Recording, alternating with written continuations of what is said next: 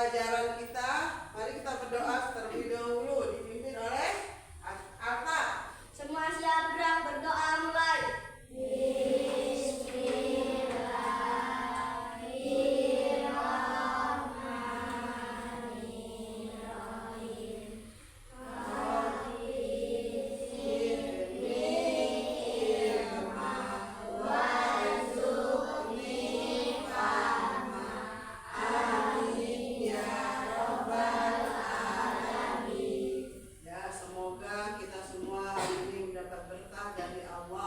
Dengan berdoa kita menerapkan P5 untuk bertakwa pada Tuhan Yang Maha Esa. Semoga dengan berdoa kita mendapat catatan yang baik dari malaikat. Malaikat siapa yang mencatat amal baik? Rohim. Kita dicatat mendapat sesuatu yang barokah di hari ini. Kemudian kita lanjutkan dengan membaca surat pendek. Yuk, Alta. Yang pertama Al-Fatihah. Bismillahirrahmanirrahim. Alhamdulillahirabbil alamin. Ar-Rahmanirrahim. Maliki yaumiddin. Iyyaka na'budu wa iyyaka nasta'in. Ihdinas siratal mustaqim. Siratal ladzina an'amta 'alaihim ghairil maghdubi 'alaihim waladdallin. Amin. Kemudian kita membaca surat Al-Fil. A'udzubillahi minas syaitonir rajim. Bismillahirrahmanirrahim. Alam tara kaifa fa'ala rabbuka bi ashabil fil. Alam yaj'al kaidahum fi tadlil. Wa arsala alaihim tayran ababil. Tarmihim bijaratin min sijil. Faja'alahum ka'asfin ma'kul. Shadaqallahul azim. Semoga dengan kita membaca ayat suci Al-Quran itu menjadi amal ibadah kita. Kemudian sekarang siapa yang gak hadir? Dani. Kenapa Dani? Ya, kita doakan Dani agar cepat sehat dan cepat sekolah kembali. Amin ya robbal alamin. Ya, sekarang kita lanjutkan pelajaran kita. Sebelumnya Ibu ingin tanya, pada minggu yang lalu kita sudah belajar tentang menyambut usia baligh. Nah, siapa yang masih ingat dalam usia baligh itu apa ciri-ciri usia baligh? Siapa yang mau jawab? Kata berumur 15 tahun. Jadi kalau misalnya berumur 15 tahun walaupun tidak ada tanda-tanda itu sudah baligh. Kemudian ciri-ciri khusus untuk yang cowok apa? Laki? Mimpi basah. Ya, mimpi basah. Artinya kalau sudah bermimpi seperti itu, pagi-paginya harus mandi dengan niat mandi wajib. Kemudian tanda-tandanya untuk yang perempuan apa? Ya, sudah mengalami yang namanya menstruasi, itu dalam bahasa biologi. Kemudian haid untuk bahasa fikih. Kalau sudah baligh, sudah mengalami ciri-ciri itu, apa kewajiban kita? Pelin. Mengerjakan perintah-perintah Allah dan menjauhi larangannya. Kenapa? Kalau misalnya udah baligh, catatan perbuatan kita itu udah dicatat sama malaikat raqib untuk menjadi amalan kita sendiri dan kita yang harus bertanggung jawab. Tidak bisa tidak. Kalau misalnya sebelum balik itu masih orang tua yang bertanggung jawab, kalau sudah balik kita yang bertanggung jawab sendiri. Nah, kita masuk ke pelajaran kita hari ini. Pelajaran kita hari ini yaitu hijrah Nabi Muhammad ke Madinah. Tujuan mempelajari pelajaran ini adalah satu, kita mengetahui atau peserta didik mampu menjelaskan sebab-sebab hijrah Nabi Muhammad. Kemudian peserta didik bisa menceritakan perjalanan Nabi Muhammad ke Madinah. Kemudian peserta didik bisa membuat alur cerita perjalanan Nabi Muhammad ke Madinah.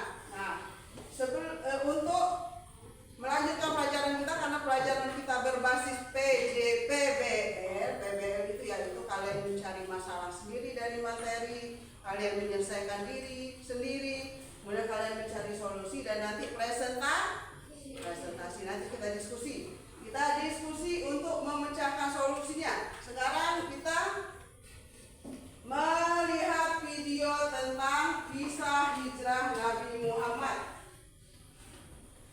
Ya. Kami, kisah teladan Nabi. Wah, yuk dukung kami dengan menekan tombol subscribe. Jangan lupa bunyikan tanda lonceng untuk notifikasi. Selamat menonton. Kisah Nabi Muhammad SAW, hijrah ke Madinah. Madinah memiliki arti sangat penting bagi umat Islam. Kota ini mendapat julukan Madinah Al-Munawwarah, yang berarti kota yang bercahaya. Sebelum Islam datang, Madinah dikenal dengan nama Yathrib. Banyak orang dari segala penjuru datang ke Yathrib. Seperti biasa, kita singgah dulu ke Yathrib. Penduduk Madinah berasal dari segala penjuru. Suku yang paling besar adalah suku Aus dan Khazraj. Mereka menyembah pada berhala. Ada pula orang-orang Nasrani dan Yahudi. Mulai sekarang, ini adalah tanah kita. Meskipun hidup berdampingan, masing-masing suku itu tidak pernah akur. Mereka selalu saja berselisih. Mata pencaharian sebagian besar penduduk Madinah adalah bertani.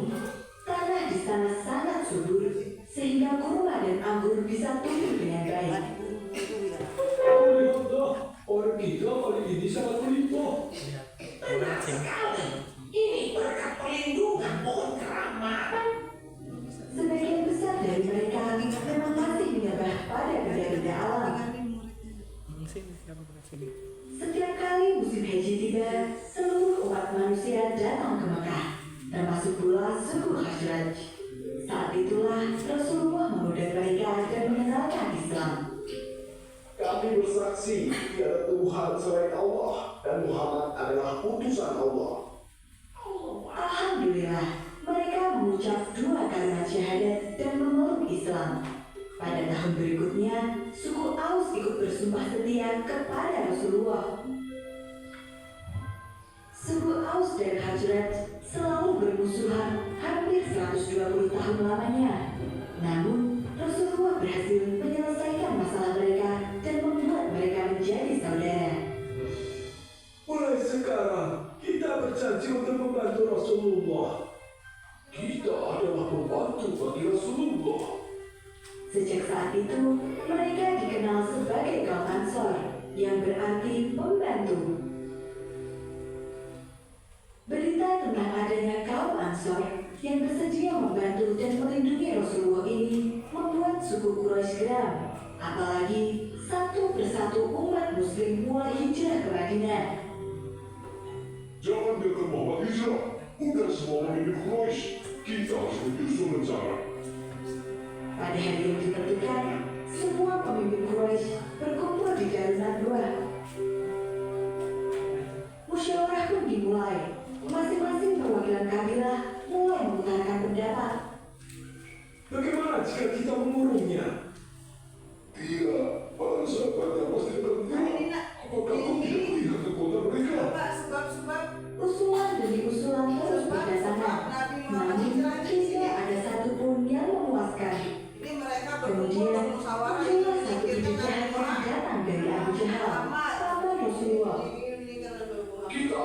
pemuda-pemuda gagah dari setiap kabilah. Ini Abu Lahab.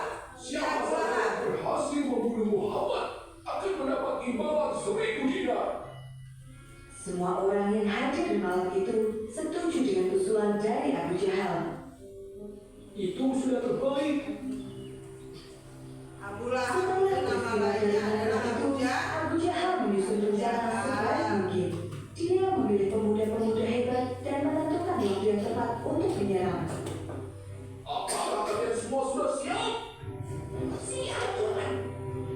Bagus. Malam ini kepunglah rumah Muhammad dan jangan biarkan dia lolos.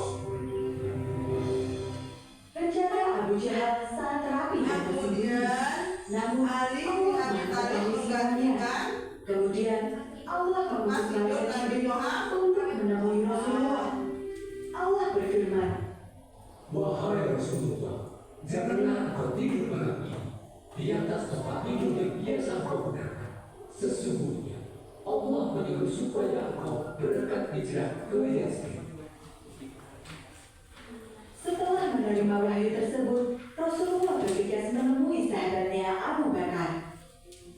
Allah telah mengizinkan aku keluar dan hijrah ke Yatsrib. Izinkan aku berbanding ya Rasulullah.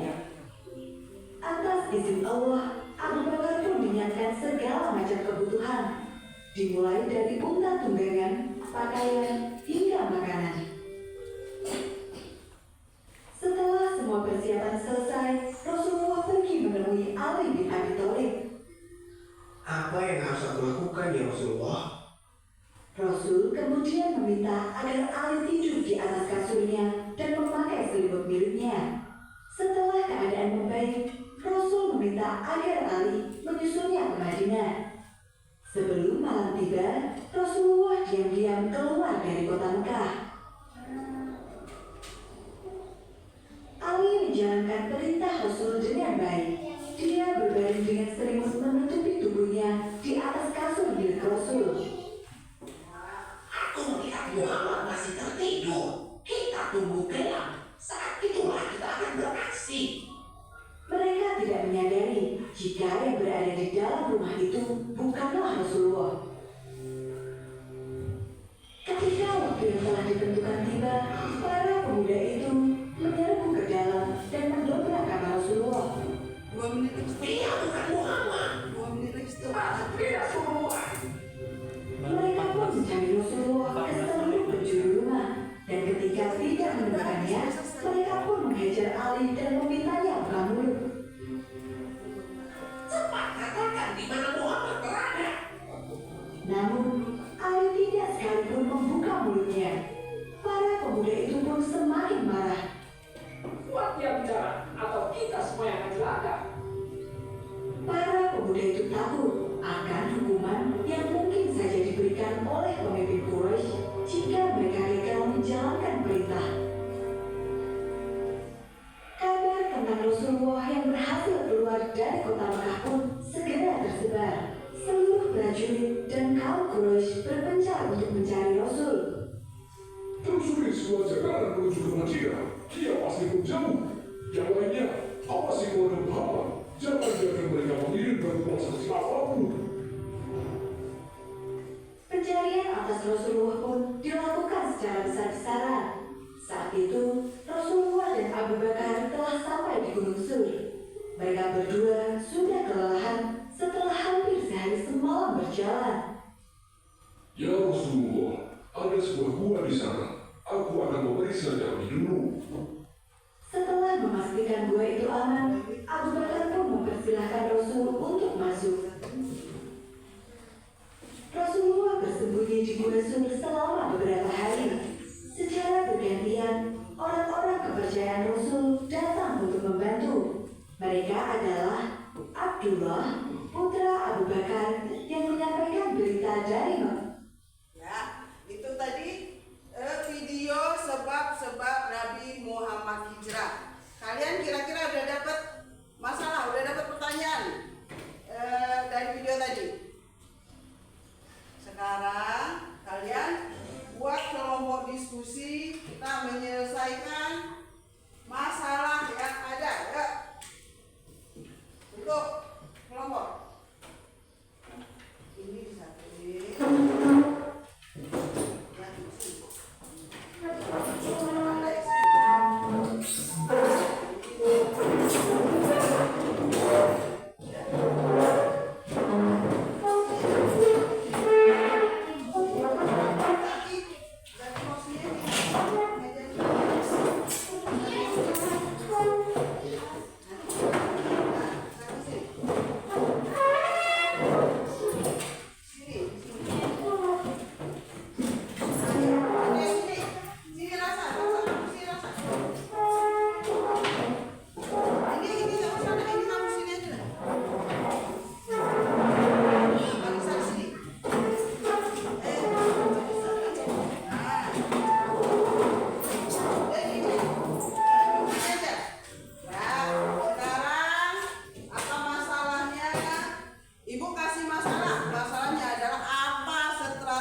Nabi Muhammad hijrah. Apa strategi Nabi Muhammad hijrah? Coba kalian cari di buku. Silakan cari di buku atau kalian ingat tadi apa? Strategi Nabi Muhammad hijrah.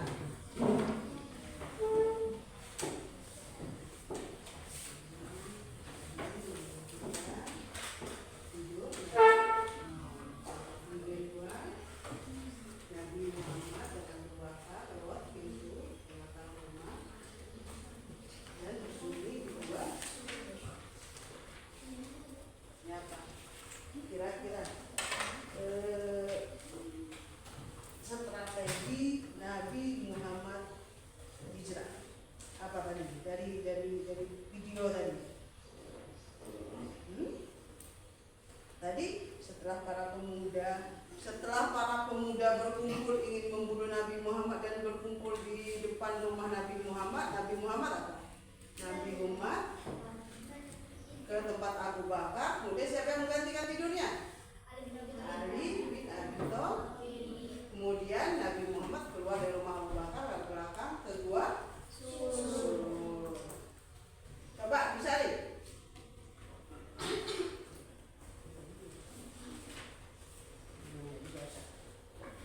Tahu bisa?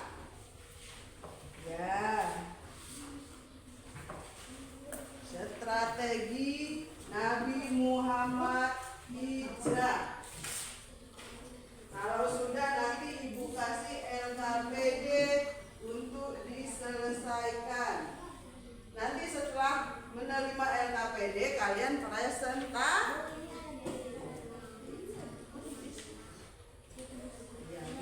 Itu yang ditulis di buku itu adalah untuk nilai pribadi, nilai perseorangan. Dan yang ini yang di LKPD adalah untuk nilai kelompok. Jadi kalian mendapat dua nilai, nilai sendiri, nilai pribadi dan nilai kelompok. Tulis.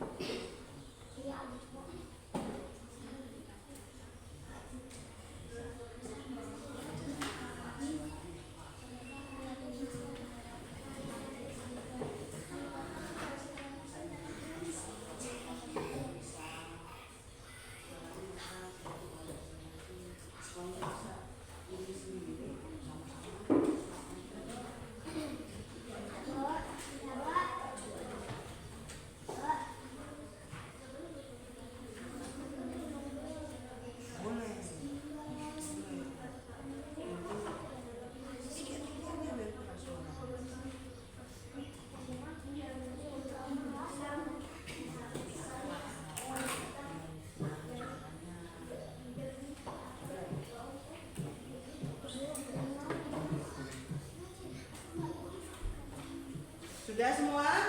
Kalau sudah, kita akan melanjutkan presentasi.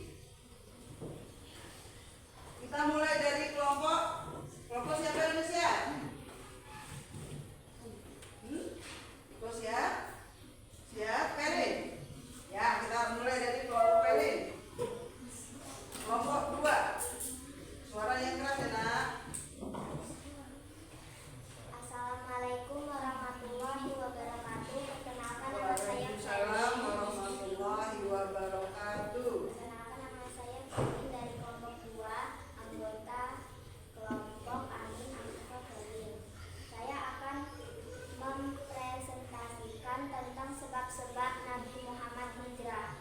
Nabi Muhammad hijrah dari Mekah ke Madinah karena beberapa alasan utama, yaitu 1. Ancaman fisik Nabi dan umatnya menghadapi siksaan baik sosial dan rencana pembunuhan oleh kaum Quraisy. 2. Minimalnya kebebasan beragama. Umat Islam tidak memiliki kebebasan untuk menjalankan agama secara aman di Mekah. Ya, kita kasih tepuk tangan kepada ini. Kemudian kelompok siapa? Kanza?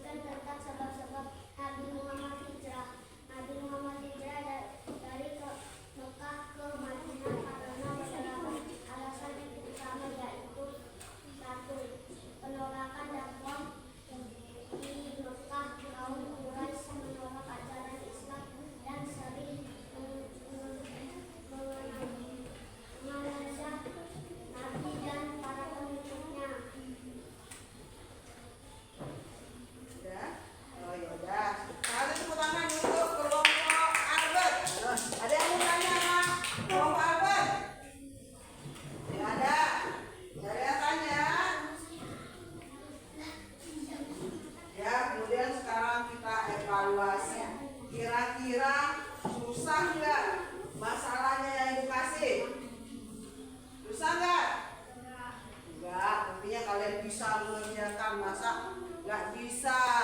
Ya, kalian seneng nggak belajar hari ini? Mana suaranya, seneng apa enggak? Kalau senang kita tepuk semangat dulu, tepuk semangat.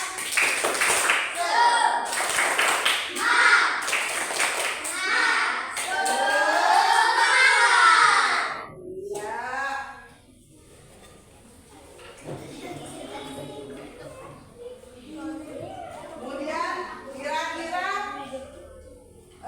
dari situ apa arti hijrah? Apa makna hijrah? Yang kalian ketahui? Hijrah adalah pindah. Dan kenapa sebab Nabi Muhammad hijrah? Karena tekanan dari kaum kafir Quraisy. Kemudian karena perintah Allah. Kemudian karena apa lagi? Karena atau apa?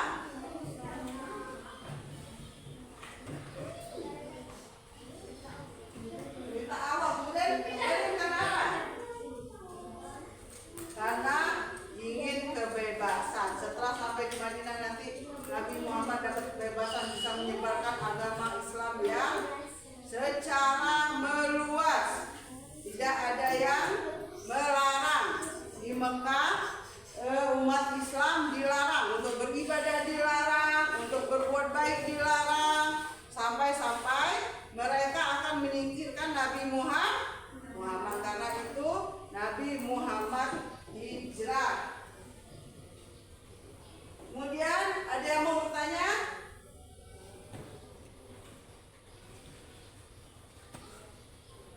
Ada yang mau bertanya? Apa? Rasa mau tanya apa? Rasa harus semangat. Coba kita tepuk anak soleh dulu lah biar semangat. Masih inget enggak tepuk anak soleh? Tepuk anak soleh. Aku anak soleh, rajin pintar, rajin ngaji, rajin sholat, orang tua dihormati. Muhammad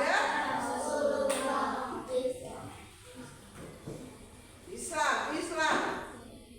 Malu-malu kok nggak semangat hari ini? Kenapa kok nggak semangat? Padahal masih pagi. Kok nggak semangat, ngantuk? Waduh, tidur pagi itu nggak boleh. Tidur pagi itu penyakit. Nanti tidurnya setelah sholat zuhur, tidur. Boleh bangun asar kita ngaji.